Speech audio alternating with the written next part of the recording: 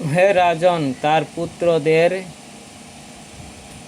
মৃত্যু থেকে প্রত্যাবর্তন করতে ও পরে পুনরায় প্রত্যাস্থান করতে দর্শন করে দেবকী অত্যন্ত বিষান্বিতা হয়েছিলেন।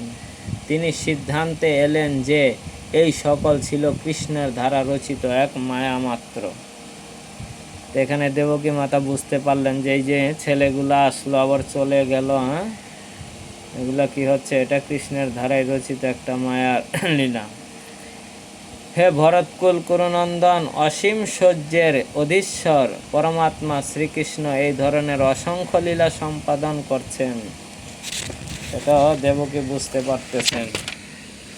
তারপরে কি বলল, শ্রীধর স্বামীর মত অনুসারে ভগবান কৃষ্ণের জীবনের অপূর্ব ঘটনাবলী শ্রবণ এমনভাবে পাপসমূহ বিনাশ করে যেটি হচ্ছে পূর্ণ অমল, কেননা এটি সহজ। যে কেউ সহজেই এই শ্রবণে অংশগ্রহণ করতে পারেন এবং যারা কৃষ্ণের প্রতি উৎসর্গকৃত হয়েছেন তারা তার বিষয়ে অলঙ্কারটি সর্বদা তাদের কানে ধারণ করার আনন্দ উপভোগ করেন। সেই সকল ঘটনার সময় যারা উপস্থিত ছিলেন কেবলমাত্র তারাই নন, কিন্তু সুখদেব গোস্বামী, সুত গোস্বামী যারাই এই পর্যন্ত তা শ্রবণ করেছেন তারা সকলে এবং এই জগতে ভবিষ্যতে যারা শুনবেন তারা প্রত্যেকেই ভগবান শ্রীকৃষ্ণের অপ্রাকৃত মহিমা সমূহের অবিরাম পাঠের দ্বারা কৃপাধন্য হবে।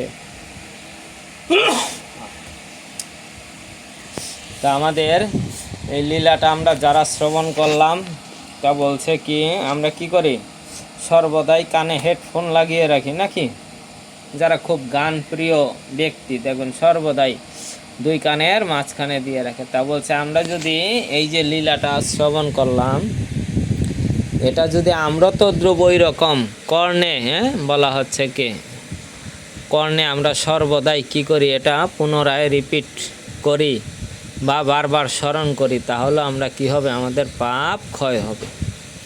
এর জন্য বলা হচ্ছে ভগবানের অনেক লীলা কি হয়, ভক্তের শ্রবণের জন্য কি হয়, ভক্তি জীবনে উন্নতি লাভ করার সহায়ক হয় এবং পাপ থেকে অনেক বিষয় বাসনা থেকে আমাদের কি হয়, আমরা মুক্ত হতে পারি।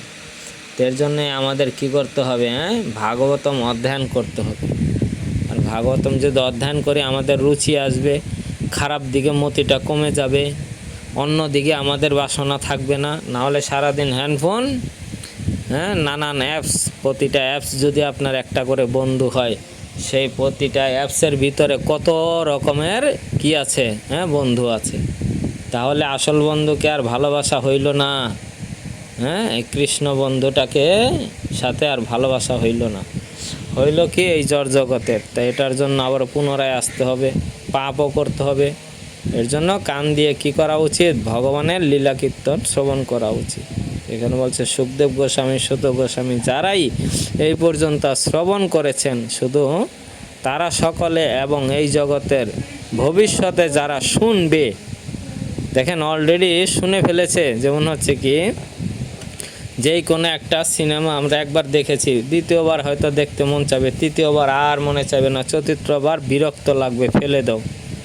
কিন্তু বলেছে এই ভগবানের লীলা কথা যতবার শ্রবণ করব ততবারই একই রকম ফল আসবে, মার্ক থাকবে 100, কিন্তু আমাদের সংগ্রহ করার, উপলব্ধি করার ওই মাত্রা অনুসারে আমাদের কি করবে, ফল প্রাপ্ত হবে এবং সেটা আমাদের মঙ্গলই হবে।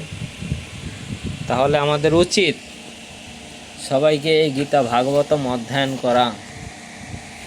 আমাদের মোটামুটি টাইম চলে গেছে, তা আমাদের কালকে থাকবে আমাদের 86 অধ্যায়, অর্জুনের সুভদ্রা হরণ ও তার ভক্তবৃন্দকে শ্রীকৃষ্ণের আশীর্বাদ প্রদান। চেষ্টা করবেন সবাই কম বেশি পড়ার জন্য, আর সবাই ঠিক টাইম মতো ক্লাসে আসার জন্য। কারো কোনো প্রশ্ন আছে? কারো কোনো প্রশ্ন আছে? কোনো কিছু বলার আছে? ঠিক আছে, কোনো কিছু যদি বলার না থাকে, প্রচণ্ড রৌদ্র, প্রচণ্ড গরম, ওয়েদার ভালো না। হ্যাঁ, ভিটামিন সি জাতীয় খাবারগুলো বেশি খাবেন। ঠিক আছে, একটু জল পরিমাণে বেশি খাবেন, অতিরিক্ত আবার খাবেন না। ঠিক আছে তাহলে।